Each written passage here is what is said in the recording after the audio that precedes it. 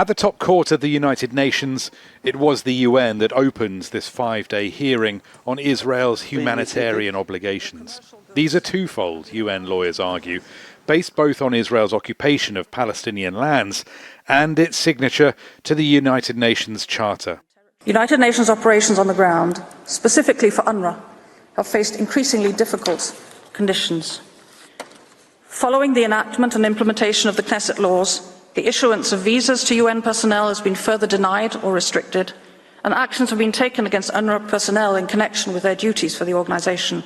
Palestine's legal team were given much of the remainder of day one. It is about Israel unravelling fundamental principles of international law, including their obligations under the UN Charter.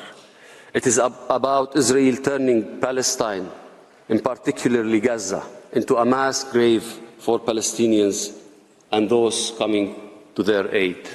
It is Israel's killing of UNRWA staff, 295 so far, and its efforts to shut down the UN's Agency for Palestinian Refugees that prompted the UN General Assembly to vote for the International Court of Justice to step in.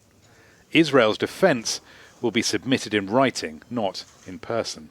Israel decided not to take part in this circus. It is another attempt to politicize and abuse the legal process in order to persecute Israel. After more than 40 countries have spoken over 5 days, the judges will go off to decide. It will be an advisory, non-binding opinion, but its consequences could still be far-reaching. So even though the opinion itself might not be binding, the law on which the court has adjudicated and its findings, as a matter of general international law, are indeed binding.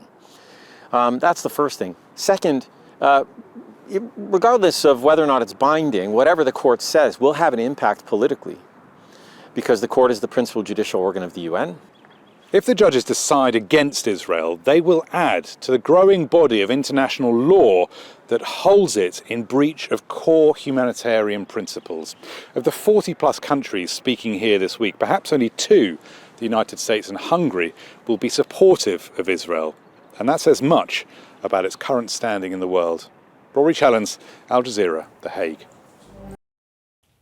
Make sure to subscribe to our channel to get the latest news from Al Jazeera.